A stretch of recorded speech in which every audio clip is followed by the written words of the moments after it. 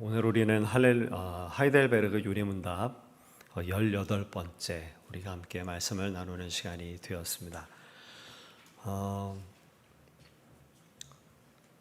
이제 많이 왔습니다. 약 한 절반 정도쯤 저희가 같이 왔고요. 그리고 이제 앞으로 남아있는 하이델베르그에 남아있는 우리 교리의 내용들이 이제 그렇게 많지 않습니다. 그런데 혹 이 하이델베르그 요리문답을 이렇게 나누는 것이 어떤 분들에게 있어서는 조금 딱딱하게 여겨지지 않나 그렇게 생각하실 수도 있을 것 같아서 제가 그 부분들을 조금 생각을 좀 전환하실 수 있도록 말씀을 조금 보태드리고 싶습니다. 우리가 앞서서 약 한 17번 정도 오늘을 제외하고 말이죠. 17번까지의 말씀을 우리가 함께 나눴는데요. 여러분 이것이 우리에게 낯선 것이거나 혹은 이것이 좀 복잡한 것이거나 딱딱한 어떤 체계에 관한 것만을 이야기한 것이 사실은 아닙니다. 우리가 함께 나눴던 앞서 있었던 17번의 시간 가운데 약 한 절반 정도쯤은 여러분 사도신경 강해에 해당되는 이야기였죠. 약 7차례 정도 우리가 뭘 했는가 하면 우리가 무언가 딱딱한 어떤 학문에 대해서 우리가 말씀을 나눈 게 아니라 우리가 고백하는 사도신경의 내용들 그것을 우리가 다시 한번 확인하고 그러니까 사도신경 강해라고 해도 큰 무리가 없을 그런 시간을 가졌습니다. 앞으로 이제 또 남아있는 시간들 가운데에는 여러분 그것이 또 딱딱하고 복잡하거나 어떤 체계적이기만 한 그런 종류의 말씀이 아니라 여러분 이제 우리가 나눌 말씀에 또 많은 시간은 약 크게 한 두 덩어리 정도가 될 겁니다. 첫 번째는 10계명, 10가지의 계명 우리가 잘 알고 있죠. 그런데 이 10가지의 계명이 의도하는 게 뭔지 그리고 교회가 그걸 어떻게 해석해 왔는지 10계명에 대해서 그리고 또 우리가 매 주마다 예배 때마다 우리가 하나님 앞에 기도하고 고백하지 않습니까? 주님께서 우리에게 가르쳐 주신 그 기도를 따라서 하늘에 계신 우리 아버지요 라고 우리가 기도하는데 그 기도가 무엇인지 주님께서 이 기도를 가르치시면서 의도한 게 뭔지 우리가 기도하고 있는데 그 기도의 실제적인 내용이 뭔지 이런 주기도문에 관해서 주기도문 강해라고 해도 큰 무리가 없을 겁니다. 그런 시간들이 도리어 큰 부분을 차지할 겁니다. 그러니까 우리가 함께 나누고 있는 이 하이델베르그 요리문답이 사실상 뚜껑을 열어놓고 내용물을 이렇게 살펴보게 되면 그게 무슨 체계적이고 딱딱하기만 한 그런 내용들이 아니라 사실은 사도신경, 우리가 늘 잘 아는 10계명, 그리고 주님께서 우리에게 가르치신 주기도 이런 것들이 어떠한 구조, 어떠한 논리적인 그런 관계를 가지고 지금 이것을 우리가 생각해야 되는지 그것을 우리가 더 중요하게 살펴보는 것이고 그리고 그렇게 우리가 말씀을 살펴보는 것입니다. 저는 사실 지금 약 한 17번 그리고 오늘 18번째 정도씩 시간이 되면서 저는 우리가 함께 나눈 이 하이델베르그 요리문답의 세세한 부분까지는 아니더라도 굵직굵직한 구조와 틀에 대해서는 우리 귀한 성도님들이 거의 암기하시면 좋겠다 싶습니다. 여러분 이것은요 복잡한 것들이 아닙니다. 그리고 이것은 굉장히 중요한 틀을 갖추고 있는 것입니다. 우리가 구구단 그거 여러분 우리가 외우고 암기해서 알고 있나요? 그렇지 않죠. 이제는 그것은 너무나도 익숙한 것이어서 툭 치면 툭 하고 나오는 게 여러분 그걸 우리가 이걸 왜 외워야 되나 해서 구구단을 외우는 게 아니라 그것은 우리의 삶들 가운데서 매우 편리하게 수시로 사용되어지는 것이 그러한 몇몇 가지의 일들인 것처럼 사실은 오늘 우리가 함께 나누고 있는 이 교리의 그 굵직굵직한 큰 틀들은 우리에게 아주 자연스럽게 그렇게 크게 고민하지 않고 나와야만 하는 것이죠. 그래야 적용이 가능하기 때문에 그런 것입니다. 사랑하는 성도 여러분 한번 생각해 보십시오. 누군가가 여러분을 만나서 여러분에게 상담을 요청했다고 생각해 보시죠. 누군가가 교회 생활을 시작한 지 얼마 안 됐습니다. 그런데 하나님의 말씀을 알아가고 믿음이 좀 생기기 시작하면서 내가 믿음이 좀 더 잘 자랐으면 좋겠습니다 라고 만일 누군가가 여러분에게 찾아오셔서 상담을 한다면 내 안에 믿음이 좀 더 자라났으면 좋겠습니다. 믿고 싶은데 잘 안 믿어져요. 내 안에 그 주님을 좀 더 신뢰하고 싶은 마음이 생기는데 어떻게 하면 좋을까요? 만일 누군가가 와서 여러분에게 물어본다면, 아니 누군가가 와서 물어볼 것도 없고요, 우리 스스로 생각할 때 그런 마음이 들 때가 있지 않습니까? 내 안에 정말 좀 이 믿음이 굳건해졌으면 좋겠다, 내가 이론으로가 아니라 그 주님을 좀 더 잘 알았으면 좋겠다 라고 하는 그런 마음을 가질 수 있지 않습니까? 그럼 여러분 어떻게 하시겠습니까? 누군가를 찾아가서 기도를 받을까요? 기도원을 찾아가서 은사와 신비한 체험을 우리가 찾아야 될까요? 여러분 어떻게 하면 우리의 믿음이 자라겠습니까? 어제 제가 제 친구 목사를 한 명을 만났는데 친구 목사가 그 교회에 있는 어떤 한 집사님 때문에 골치가 아파서 힘들어하더라고요. 내용은 이런 거예요. 이분이 약간 신비주의에 조금 치우쳐 있으신가 봐요. 그래서 자꾸 성도님들을 만나면서 내가 누구누구 집사님 위해서 기도해 줄게요, 자꾸 이러는 거죠. 그런데 기도해 주는 게 무슨 문제겠습니까? 그런데 기도해 주는 게 문제가 아니고 기도하면서 자꾸 이렇게 얘기하는 거예요. 당신한테 영적으로 좀 이런 문제가 있습니다. 내가 기도해 보니까 하나님께서 내게 그걸 자꾸 알려주십니다. 뭐 이런 얘기를 자꾸 하고 다니는 거죠. 그래서 제 친구 되는 이 목사가 골치가 아프다고. 사랑하는 성도 여러분, 우리가 계속해서 그런 말씀 나눴습니다. 은사와 기적과 표지 같은 게 유익합니다. 그렇지만 여러분 그건 우리가 주목해서 볼 것들이 아니라고 우리가 말씀을 나눴었죠. 그러니까 정확한 체계가 좀 잡혀야 되는 겁니다. 여러분 믿음이 자라나길 원하면 내 안에 믿고 싶은데 믿음이 잘 안 생겨요. 여러분 그러면 어떻게 하면 좋을까요? 여러분에게 누군가가 찾아와서 요청을 했다면 여러분 뭐라고 상담을 해 주시겠습니까?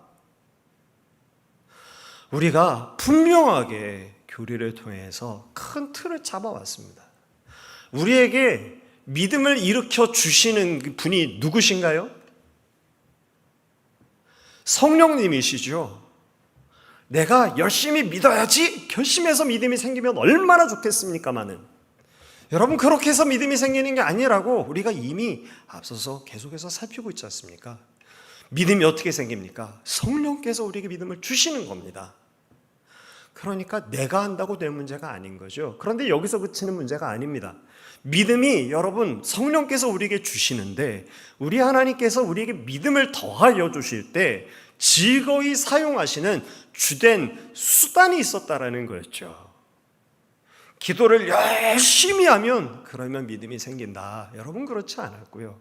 여러분 우리 성령께서 우리에게 믿음을 주시기 위해서 우리 주님께서 즐거이 사용하시는 주된 수단이 뭐였습니까? 말씀과 성례였던 거잖아요. 그렇죠? 이렇게 이게 툭 튀어나올 수 있을 만큼 머리에 그것이 간단하게 정리될 수 있을 만큼 누군가가 물어보면 대답해 줘야죠. 뭐라고 대답해야 될까요? 그래 맞다고, 나도 그렇다고. 그런데 이 믿음이 우리가 가지려고 한다고 되는 게 아니더라. 믿음은 보니까 정말 성령께서 주시는 거더라. 우리가 이미 익숙하게 나눴던 이야기 아닙니까? 그리고 성령께서 우리에게 주시는데 그러면 우리 손 놓고 있으면 되냐? 그건 아니고 우리 하나님께서 성령을 통해서 우리에게 믿음을 주시는데 하나님께서 성령께서 우리에게 사용하시는 주된 수단이 있어. 그 수단이 뭔가 하면 말씀과 성례야. 물론 다른 것도 하나님께서 사용하실 수 있지. 그렇지만 주된 은혜에 우리에게 믿음을 주시는 수단은 그건 말씀과 성례라고 성경이 우리에게 가르쳐주고 있어 라고 여러분 우리가 답해 줄 수 있어야 되지 않겠는가 말이죠. 저는 오늘 여러분께 나눠드린 말씀 나눔지가 있는데요. 말씀 나눔지에 들어가며라고 하는 A 파트를 보면 여기에 앞서 있었던 내용을 그냥 굵직굵직하게 정리해 뒀습니다. 여기에 이렇게 괄호로 블랭크로 이렇게 해놨거든요. 여러분 같이 한번 보시면서 답해 보실 수 있으면 좋겠습니다. 전 바라기를 여기에 있는 블랭크의 한 90%는 여러분께서 다 답하실 수 있으시기를 저는 바랍니다. 저랑 같이 한번 좀 보시죠. 같이 보시면서 그것이 우리에게 분명하게 뼈대처럼 믿음의 내용은 원래 이런 거야 라고 정리될 수 있기를 저는 간절히 소망합니다. 여러분 한번 보시겠습니다. 아담의 범죄함으로 우리는 어떤 상태에 있습니까? 죄와 비참함의 상태 가운데 있죠. 아까 1부 때에도 제가 말씀을 드렸습니다만 여러분께서 좀 이렇게 화답을 해주시면 큰 도움이 되겠습니다. 아담의 범죄함으로 말미암아서 우리는 죄와 비참함의 상태 가운데 있습니다. 그리고 여기에 대해서 요리문답을 통해서 우리가 이걸 좀 어떻게 핑계할 수 있는 길 없는지 찾아봤던 거 여러분 한번 이렇게 지나가듯이 떠올려 보십시오. 하나님께서 우리를 좀 부족하게 만드셔서 우리가 이렇게 죄를 짓고 있는 거 아닙니까? 이렇게도 우리가 핑계를 해봤습니다. 또 이렇게도 했죠. 하나님은 사랑 아니시던가요? 그러니 하나님께서 우리가 좀 죄를 졌지만 그냥 그걸 좀 넘어가 주실 수는 없는 겁니까? 그렇게도 우리가 우리의 죄와 비참의 상태에 대해서 이야기를 한 적이 있었습니다. 그런데 여러분 그게 그렇게 될 수 있는 문제가 아니었죠. 죄에 대해서 하나님은 진노하십니다. 그래서 죄에 대해서 그 값을 찾으시죠. 그래서 그 죄의 값을 대신 치러줄 수 있는 유일한 중보자가 있었습니다. 그분이 누구십니까? 주 예수 그리스도시죠. 그런데 그분은 어떤 분이셨는가 하면 그는 참 하나님이시며 동시에 참 사람이셨습니다. 여러분 이 세상에서 얼마나 많은 거짓말이 있는지 모릅니다. 대표적인 거짓말은 이런 걸 거예요. 우리가 이런 길을 통해서 예수 그리스도를 통해서 혹은 우리가 어떤 도덕과 윤리를 통해서 혹은 우리가 어떤 다른 종교를 통해서 결국 우리가 도달하는 것은 우리가 구원을 얻게 되는 길, 쉽게 얘기해서 종교다원주의겠죠. 여러분 그게 왜 말이 안 됩니까? 우리는 우리대로 너희는 너희대로 나름대로 최선을 다하고 우리가 우리 스스로의 인격도 도야하고 그렇게 해서 우리가 결국엔 우리 모두가 다 구원받는 거야. 여러분 이건 새빨간 거짓말입니다. 왜냐하면 진단 자체가 다 잘못된 거였죠. 여러분 우리가 구원이 필요한 까닭이 뭡니까? 우리가 하나님과의 관계 속에서 범죄하게 되어진 것이 우리 문제였잖아요. 그런데 여러분 우리가 도덕을 통해서 그 죄의 문제를 해결한다고요? 우리가 어떤 다른 제사를 드려서 이 죄의 문제가 해결이 되겠습니까? 아니 되는 것이죠. 그러니까 오직 유일한 중보자는 참 하나님이셔야 되고 또 참 사람이신 우리 예수 그리스도 외에는 구원의 길이 없는 겁니다. 예수 그리스도께서 우리를 위해서 십자가에 달려 죽으셨습니다. 그런데 그러면 주님께서 죽으신 그 죽으심이 모든 이 세상 사람들에게 다 적용되나요? 아니라는 거였죠. 여러분 누구에게 이것이 적용됩니까? 주 예수 그리스도와 연합한 사람들. 당연한 거죠. 2000년 전 십자가에 달려 예수님께서 죄 없으신 주님께서 하나님의 모든 진노를 다 감당하시면서 십자가에 달려 죽으셨습니다. 그런데 그 주님과 내가 아무런 상관이 없다면 주님의 죽으심이 나랑 무슨 상관이 있겠어요? 주님이 죽으셨을 때 바로 거기에 내가 같이 있어야 되죠. 그래서 주님의 죽으심이 나의 죽음이 되어야 되는 게 맞죠. 그래서 주 예수 그리스도와 연합한 사람, 주님께서 죽으실 때 같이 죽은 바로 그 사람만이 이 대속의 은혜를 누릴 수 있게 된 겁니다. 그러면 당연히 질문이 떠오르는 거 아니었던가요? 그 다음에 우리가 얘기되는 게 뭡니까? 이런 거죠. 그러면 도대체 우리가 어떻게 주 예수 그리스도와 연합합니까? 여러분 어떻게 우리가 주 예수 그리스도와 연합하죠? 참된 믿음이죠. 괄호를 지금 잘 채우고 계시는 것 같아서 너무 감사합니다.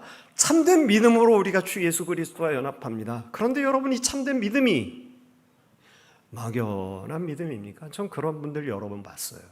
제가 막 목사라서 그런 것 같기도 해요. 성경을 읽지도 않아요. 교회를 가지도 않아요. 그런데 나는 하나님을 믿는답니다. 나는 예수를 믿는답니다. 그런 분들을 저는 여럿 만났습니다. 도대체 이 허무맹랑한 믿음은 도대체 무슨 믿음일까요?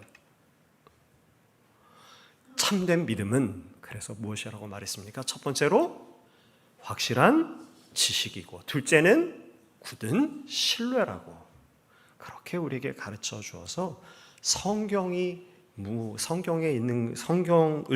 하나님께서 성경에 있는 하나님의 그 진리를 우리가 믿는 것, 그것이 우리에게 있어서의 확실한 믿음이라, 확실한 지식이라고 우리에게 말한 것입니다. 여기에 있어서 우리가 참된 믿음을 가진 자가, 여기에 네 번째가 되겠네요. 우리가 참된 믿음을 가진 자가 주 예수 그리스도와 연합하게 되는 데 있어서 우리가 오해하지 말아야 되는 것이 있습니다. 이것이 영어로 하면 분명한데 우리 한국말로 할 때는 그것이 좀 헛갈려요. 여러분, 우리가 믿음으로 주 예수 그리스도와 연합합니다. 그런데 이것이 내가 믿었기 때문에 그리스도와 연합돼서 구원을 얻은 게 아니라는 거죠. 이걸 영어로 표현하면 분명해서 by grace, through faith, 이렇게 하면 분명해집니다. 우리의 작은 믿음, 이 믿음은 정말 보잘것이 없습니다. 있는 것 같다가도 없기도 하고 없는 것 같다가도 있는 것 같기도 한 그런 믿음입니다. 그런 이 믿음이 구원을 얻을 수 있는 값어치를 가지고 있을 까닭이 있나요? 아무런 값어치가 없습니다. 그런데 하나님께서 은혜로우셔서 주 예수 그리스도를 믿는 그 믿음을 가진 사람들을 하나님께서 어떻게 여겨주셨는가? 그런 사람이 그리스도와 연합됐다고 우리 하나님께서 여겨주신 거죠. 그러니까 여러분, 우리가 짧게 말할 때는 우리가 믿음으로 구원 얻었습니다 라고 말하지만 조금 더 정확하게 우리가 표현할 땐 믿음을 통하여 하나님의 은혜로 우리가 구원을 얻었습니다 라고 말하는 것이 정확한 그런 표현이 되게 되는 것입니다. 우리가 사도신경을 우리가 오랫동안 나눴던 이유가 바로 여기 있었습니다. 확실한 지식의 효과적인 요약이 사도신경이었기 때문에 그렇죠. 여러분에게 질문을 한번 드릴 텐데요. 맞는 말인지 틀리는 말인지 공X로 여러분께서 한번 생각해 보십시오. 하나님께서 주신 이 성경에는 진리가 있다. 맞습니까? 틀립니까? 틀리죠. 우리가 틀리다고 말씀을 드렸었죠. 이 구원은 자유주의자들의 구원입니다. 성경에는 하나님의 말씀이 있다. 우리가 믿는 믿음은 어떤 것인가 하면 이 하나님의 말씀은 진리다가 우리가 믿는 믿음의 내용입니다. 자유주의자들은 이렇게 하거든요. 이 성경에는 하나님의 진리가 있지만 하나님의 진리가 아닌 것도 같이 있다. 그래서 그걸 완곡하게 표현해서 하나님의 성경엔 진리가 있다 이렇게 말합니다. 그래서 그들은 어떻게 하나요? 이 하나님의 말씀을 가공합니다. 이를테면 이런 거죠. 언젠가도 몇 번 말씀을 드렸습니다만 오병이어의 사건, 그건 우리 하나님께서 놀라운 기적을 베푸신 게 아니고 어떤 거였다고요? 어린아이가 물고기, 떡 내놨더니 거기 모였던 어른들이 주머니에 보퉁이에 있던 음식들을 다 끄집어내서 그래서 먹고도 남은 거다, 이런 식으로 말입니다. 사랑하는 성도 여러분, 오늘 우리는 어떻게 믿습니까? 성경이 하나님께서 우리에게 주신 진리라고 오늘 우리가 믿습니다. 그리고 이 성경 안에는 우리 하나님이 어떤 분이신지, 예수님이 어떤 분이신지, 그리고 성령께서 무엇을 하시는지에 대한 이야기가 기록됐고 그것에 대한 효과적인 요약이 사도신경이었던 거죠. 저는 우리 교회에서 예배 가운데에 사도신경을 고백하는 걸 좀 굉장히 좋아합니다. 왜냐하면 그 템포가 어떤 다른 교회들보다 빠르지 않아서 전 그것을 좋아합니다. 사랑하는 성도 여러분, 여러분께서 좀 그렇게 하시라고 권해드립니다. 사도신경을 여러분 고백하면서 그 사도신경에 내가 고백하고 있는 내용이 무슨 뜻을 가지고 있는지를 기억하시면서 그것을 상기하시면서 고백하시기를 바랍니다. 그것을 상기하면서 고백하려면요, 여러분 빠르게 할 수가 없습니다. 그걸 어떻게 빠르게 합니까? 그래서 오늘 우리가 사도신경에 고백한 내용들, 여러분 주님께서 하늘에 오르셔서 하나님 우편에 앉아 계시다. 앉아 있는 게 아니고 주님께서 지금 통치하신다라는 뜻이라고.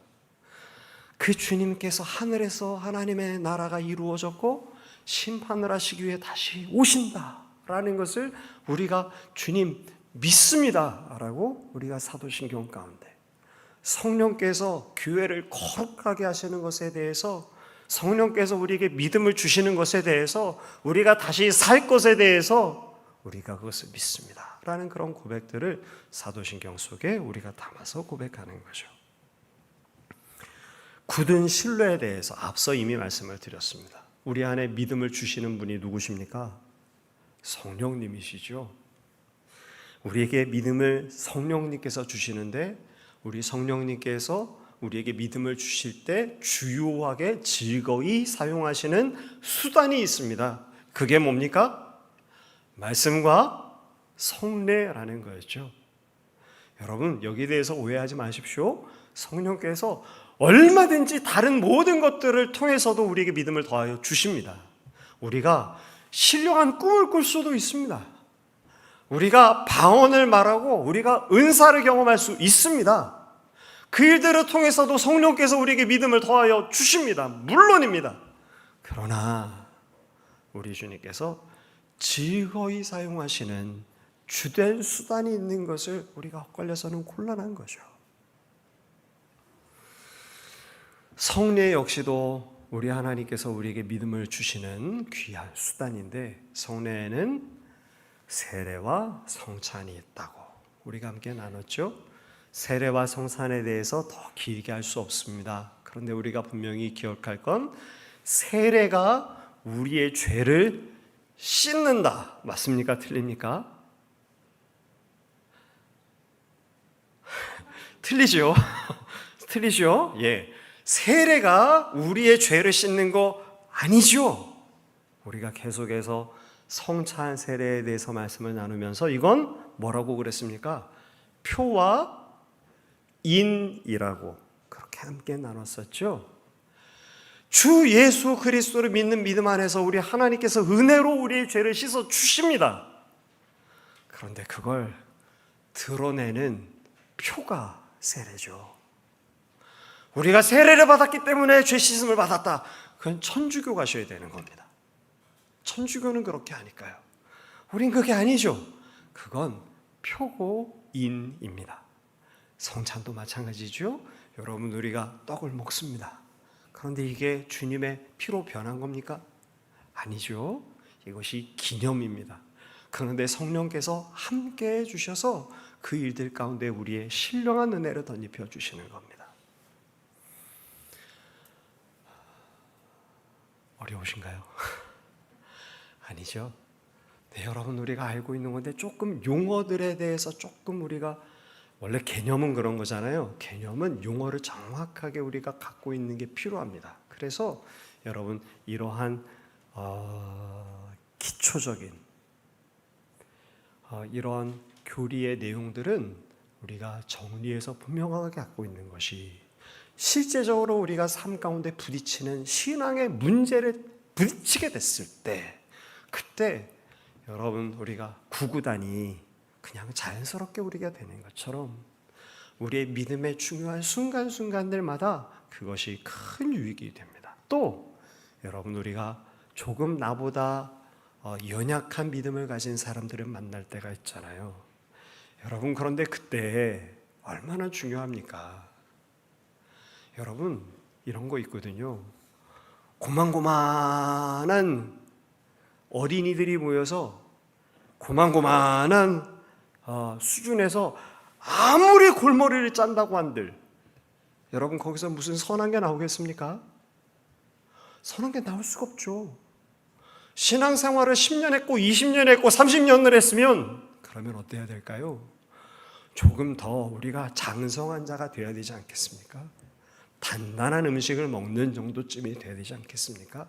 우리가 우리보다 좀 연약한 이들에게 무언가 그래도 정리해서 가르쳐 줄 수 있는 분명한 그것이 우리에게 있어야 되지 않겠는가 말이죠.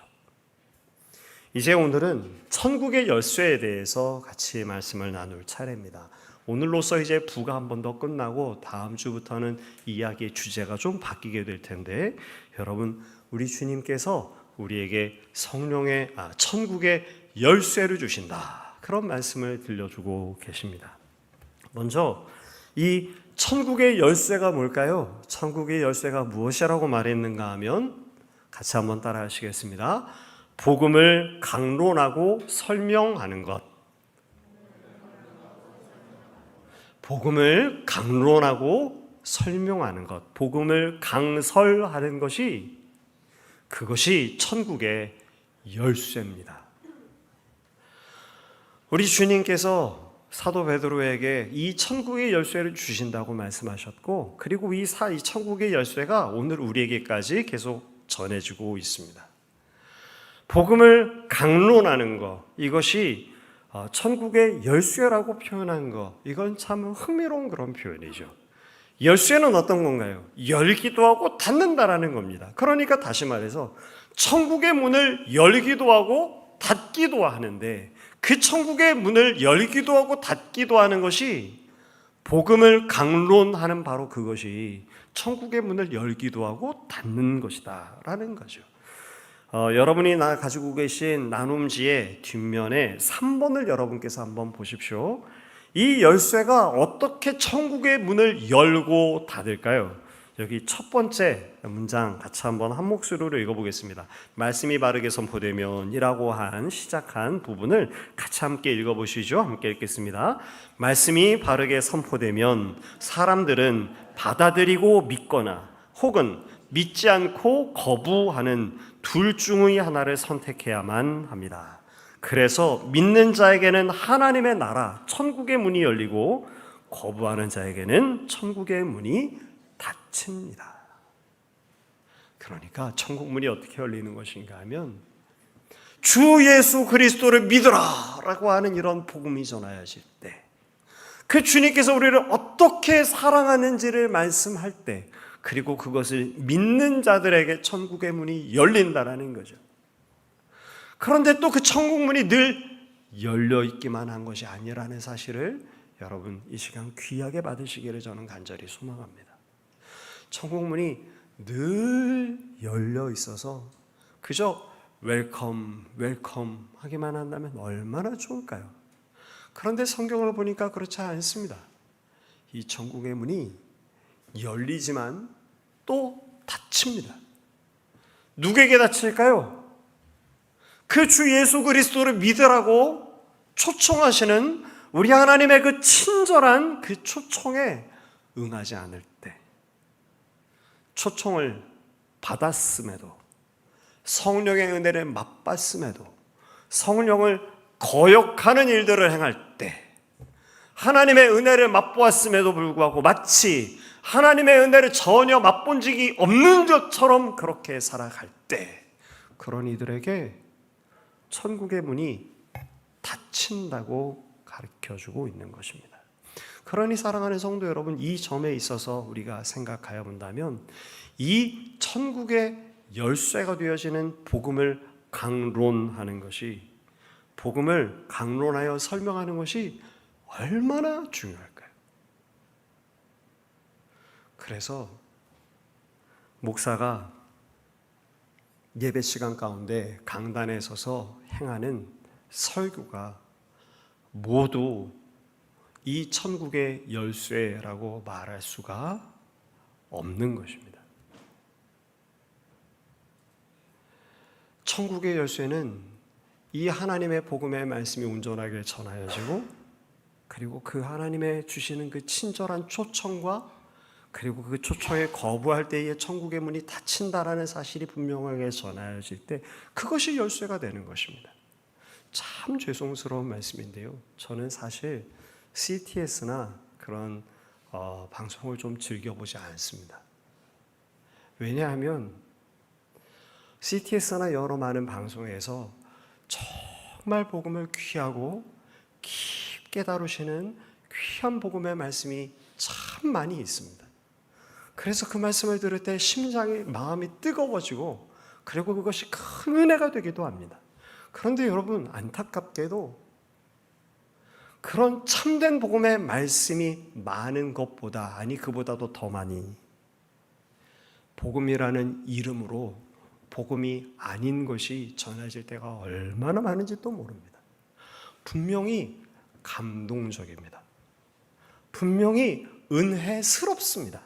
그런데 여러분, 이런 질문 가져보시지 않으시지? 이런 질문 가져보시죠? 우리가 귀하게 우리 하나님 앞에 나와서 예배하는 예배의 시간입니다. 이 예배의 시간에 혹시 여러분은 강단으로부터 어떤 누군가의 정말 어려운 일들 가운데서 그 어려움을 극복한 인생 자서전적인 그런 이야기들을 여러분은 듣기를 원하십니까? 그것이 아무리 우리에게 큰 도전이 된다고 한들 여러분, 그게 이 귀하고 귀한 하나님 앞에 예배하는 시간 강단에서 전해져야 할 말씀일까요? 그건 일반 강연장에서 들으면 될 말씀 아닐까요? 사랑하는 성도 여러분, 예배의 시간 가운데서 전해져야 되는 분명하고 귀한 복음의 강설, 그것이 참으로 천국의 문을 열기도 하고 닫기도 하는 천국의 열쇠라고 요리문답은, 그리고 성경은 우리에게 가르쳐주고 있는 것입니다. 이 말씀이 우리에게 전하여질 때 모든 사람들에게 그것이 편안하지는 않습니다. 특별히 주님께서 천국의 문을 때로는 분명하게 닫는다라는 것이 우리에게 전하여지면 그것이 우리의 귀에는 거칠고 마음에는 불편한 게 되어버리고 맙니다. 그 구절들을 다 읽을 수는 없지만 한 두 군데 정도의 말씀은 그래도 살펴보기를 좀 원합니다. 데살로니가 후서 3장 14절, 15절 말씀 여러분 한번 좀 보시겠습니까? 데살로니가 후서 3장 14절과 15절 말씀입니다. 여기에 사도 바울이 데살로니가 교회 성도들을 향해서 이렇게 말하고 있습니다. 데살로니가 교회는요, 사도 바울에게 매우 특별한 교회입니다. 얼마나 애틋하게 생각하는지 모릅니다. 미안해하고 그리고 고마워하고 자랑하는 교회입니다. 그런데 그 교회를 통해서, 그 교회를 향해서 사도 바울이 무엇이라 말하는지 한번 보십시오. 제가 읽어드리겠습니다. 형제들아, 너희는 14절 15절 누가 이 편지에 한 우리 말을 순종하지 아니하거든 그 사람을 지목하여 사귀지 말고 그로 하여금 부끄럽게 하라. 그러나 원수와 같이 생각하지 말고 형제같이 권면하라. 지금 뭐라고 말해주고 있는 것입니까? 사도가 편지를 통해서 데살로니가 교회 성도들에게 전해주고 있는 사도의 권면과 가르침이 있습니다. 그런데 그 하나님의 말씀, 그 사도의 권면을 받지 아니하는 이들, 순종하지 아니하는 이들에 대해서 어떻게 하라고요? 지목하여서 사귀지 말고 그로 하여금 수치감을 느끼게 해라. 이렇게 지금 말해주고 있는 거죠. 요한 3서 10절 말씀도 한번 보실까요? 요한 3서, 여러분 요한 1서, 2서, 3서, 요한계시록을 볼 땐 저는 여러분이 백발이 성성한 사도 요한을 한번 상상해 보시라고 저는 권합니다. 여러분, 나이가 100세 가까운 정말 인자한, 그래서 나의 자녀들아 라고 호칭하면서 편지를 쓰고 있는 사도 요한을 한번 떠올려 보십시오. 요한 3서 10절 말씀을 보면 여기에 무서운 이야기를 합니다. 누구에게 이야기를 한 것인가 하면 데메드리오라고 하는 사람에 대해서 이야기를 합니다. 데메드리오라고 하는 사람이 어떤 사람이었는가 하면요, 여러분 이런 사람입니다. 좀 여러분 이렇게 나서기 좋아하고 잘난 척하기 좋아하고 앞서기 좋아하고 칭찬받기 좋아하는 사람 있잖아요. 그런데 여러분 정말 그 일들을 하면 참 다행이겠습니다만 이 데메드리오는 어떤 사람들이 있는가 하면 나서기 좋아하고 앞서기 좋아하고 1등 되기 좋아하는데 실제적으로는 뒤에서는 섬김이란 섬김은 전혀 행하지 않는 앞과 뒤가 다른 사람이 데메드리오라고 하는 사람이었습니다. 이 사람에 대해서 사도 요한이 이렇게 말합니다. 요한 3서 10절 말씀 제가 한번 읽어드리겠습니다. 그러므로 내가 가면 그 행한 일을 잊지 아니하리라.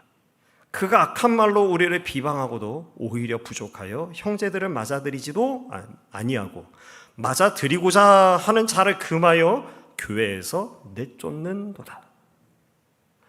여러분, 이게 정말 무서운 얘기입니다. 우리가 함께 읽은 10절의 말씀에 지금 이 백발이 성성한 인자하기 그지없는 이 요한 사도가 뭐라고 말하는 건가 하면 내가 가면 데메드리오라고 하는 저 사람이 행한 일 그거 잊지 않겠다. 우리말로 뒤끝이 장렬하고 있는 거죠. 그리고 뭐라고 말하는 겁니까? 우리가 함께 읽은 개역 개정판이 아닌 다른 성경에는 그가 행한 일을 내가 들춰내겠다 이렇게 표현합니다. 사랑하는 성도 여러분, 천국이 바로 이런 것이라는 거죠. 천국이 우리에게 웰컴해서 누구라도 오시오라고 문이 열리는가 하면 그러나 그 하나님의 말씀에 순종하지 아니하는 이들, 돌이키지 아니하는 이들에게는 오랫동안 우리 하나님께서 참고 기다리고 인내하시지만 그러나 그 일들 가운데에서 여전히 돌이키지 아니하면 그 천국의 문이 닫히는 때가 있다라고 지금은 성경은 분명하게 우리에게 말해주고 있는 것입니다. 그래서 이 하나님의 말씀을 바르게 전하는 것은 너무나도 중요합니다. 이 말씀이 우리에게 마음에 불편한 게 됩니다. 우리의 귀에 거친 것이 됩니다. 여러분, 이런 소리를 듣는 것을 좋아하는 사람은 없습니다. 누구라도 오십시오. 웰컴할 땐 너무나도 좋습니다. 그런데 주님의 초청에 아멘으로 응답하고 염려와 근심을 우리의 무거운 짐을 다 주님께 맡겨드리고 주님께서 우리에게 지게 하시는 그 멍에는 거부하는 이들에 대해서 순종하지 아니하는 이들에 대해서 언제까지나 천국문이 열려있다고 말하지 않는 것이 하나님의 복음의 말씀, 그래서 천국의 열쇠라는 거죠. 오늘 우리가 그래서 저는 간절히 소망합니다. 하나님의 말씀을 우리가 살필 때에 분별하셔야 됩니다. 강단에서 전하는 그 말씀이 제가 여러분과 함께 나누는 말씀도 당연히 포함되죠. 그 강단에서 전하시는 하나님의 말씀을 들을 때 여러분 열린 마음을 가지고 가난한 심령을 가지고 그 하나님의 말씀을 아멘으로 받으시기를 저는 소망합니다. 그러나 동시에 아멘으로 받는 것과 함께 이 하나님의 말씀이 베레아 사람들이 그랬다는 거잖아요. 과연 그러한가? 과연 그러한가? 그 말씀이 달면 삼키고 쓰면 뱉는 것이 아니고 어떻게 해야 되겠습니까? 달던지 쓰던지 아무리 그것이 내 귓가를 간지럽혀도 그것이 아무리 큰 은혜가 돼도 그것이 아무리 큰 감동이 돼도 이것이 정녕 하나님의 말씀이 맞는가? 그 하나님의 말씀이 거칠고 불편한 것이 돼도 이것이 정말 하나님의 말씀이 맞는가? 그것을 살피며 분별하며 그 하나님의 말씀을 받으시는 저와 여러분이 되게 되시기를 저는 간절히 소망합니다. 그래서 참된 교회의 표지로 우리에게 들려주는 세 가지의 표지가 있습니다.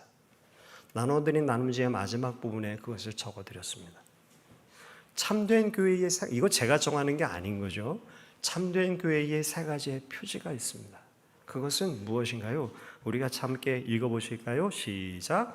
바른 말씀의 선포, 성례의 바른 집행, 권징의 바른 시행, 이게 참된 교회의 표지라는 겁니다. 저는 이제 여러분께 이렇게 질문을 드리고 싶습니다. 사랑하는 성도 여러분, 만일 누군가가 여러분에게 오셨어요. 그래서 내가 이제까지는 예수를 안 믿었는데 이제 내가 좀 예수를 믿고 싶고, 그리고 내가 좀 교회를 다니고 싶어. 난 어디 교회를 가면 좋을까? 여러분은 어떤 교회를 어떤 기준을 가지고 추천해 주시겠습니까? 우리가 지금은 한 공동체로 여기 있지만 여러분, 또 우리가 해외로 출타를 할 수도 있고 우리가 어떤 다른 교회로 옮기게 될 수 있는 경우도 있잖아요. 그러면 여러분은 교회를 선택해야 된다고 할 때 여러분 어떤 기준을 가지고 교회를 선택을 하시겠습니까? 멤버십이 좋은 교회 어떠신가요? 교회가 큰 대형 교회를 가봤더니 사람들이 사랑이 너무너무 많고 정말 따뜻하고 그런 교회, 사회봉사를 아주 열심히 잘하는 교회. 제가 이렇게 드린 이 말씀의 내용들의 공통점을 아마 여러분은 발견하셨을 겁니다. 판교를 갔더니요, 아니 지금은 판교만이 아니라 사방을 다니니까 그렇더라고요. 아니 이단 교회들은 왜 이렇게 큽니까? 대단히 크더라고요. 여러분, 그리고 현수막도 붙였던데요, 우리는 사회봉사를 이렇게 많이 합니다. 그리고 여러분 그것도 아시나요? 이단 교회에 있는데, 그리고 그 교리가 무언가 잘못됐다라는 것도 누군가가 알게 됐는데, 그 속에 있는 그 끈끈하고 그 친밀하고 그 관계와 그 사랑 때문에 그 교회를 빠져나오지 못하는 그런 경우들도 저는 왕왕 발견하는데요. 사랑하는 성도 여러분, 참된 교회의 표지가 무엇인지 우리에게 가르쳐주고 있는 것을 귀하게 받으시는 저와 여러분이 되게 되시기를 저는 간절히 소망합니다. 또 당연히 여기에서 우리가 출발해서 나아갈 방향이 있겠죠. 우리 희망찬 교회가, 여러분은 어떤 교회가 되기를 원하십니까? 큰 교회가 되기를 여러분 원하십니까? 아멘. 예, 큰 교회가 되면 좋겠어요. 그렇지만 그건 제 꿈은 아닙니다. 사랑하는 성도 여러분, 정말 좋은 멤버들이 모인 교회, 얼마나 좋겠습니까? 그렇지만 여러분, 그게 꿈이 될 수는 없죠. 사랑하는 성도 여러분, 우리 희망찬 교회가 주님 앞에 발견될 때 어떤 교회가 되어야 될까요? 바른 말씀의 선포와 성례가 바르게 집행되고 권징이 있는, 여러분, 저는 우리 교회의 우리 장로님들과 우리 당회를 저는 너무나도 사랑합니다. 왜냐하면요, 여러분께서 일부는 조금 아시는 분들도 있고 아마 대부분은 잘 모르시겠지만, 여러분 우리 교회 안에 권징이 시행되고 있습니다. 아시나요? 수년 전 도덕적으로 좀 무리가 되는 어떤 경우가 있었습니다. 당회가 모였죠. 당회가 같이 모여서 의논했죠. 그리고 지혜를 모았죠.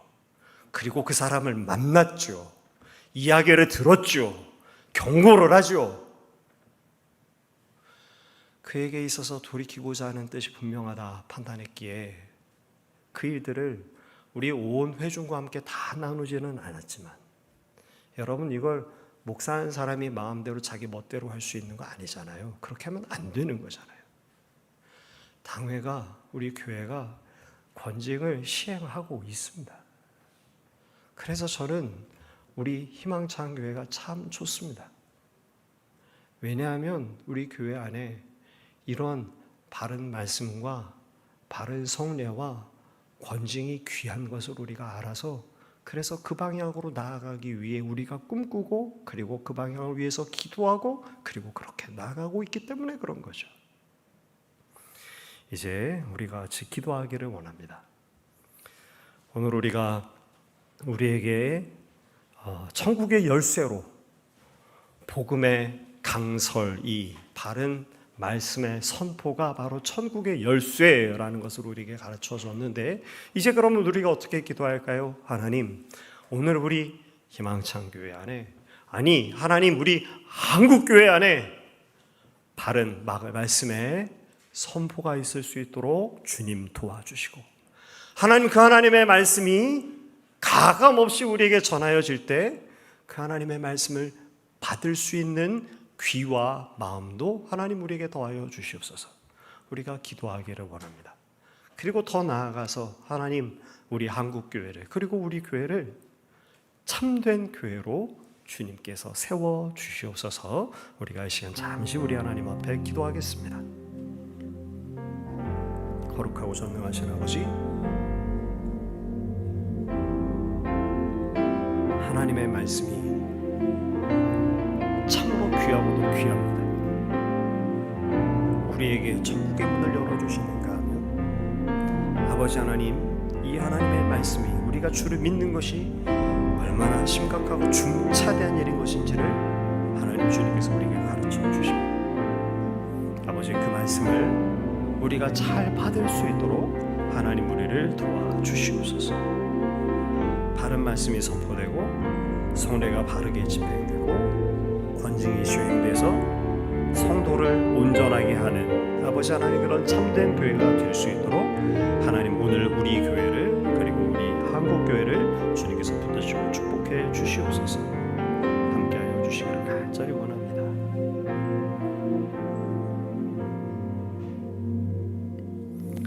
참 사랑 많으신 아버지 하나님, 오늘 우리에게 귀한 우리 하나님의 말씀이 가감 없이 전하여지는 우리를 구원으로 초청하고, 그리고 우리가 구원받은 자로서 살게 하고, 그러나 그 하나님의 복음에 합당치 아니하게 사는 것에 대해서 분명하게 책망하고 경고하는 그 하나님의 말씀이 천국의 문을 열고 닫는 천국의 열쇠라고 우리에게 가르쳐 주셔서 주님 감사합니다.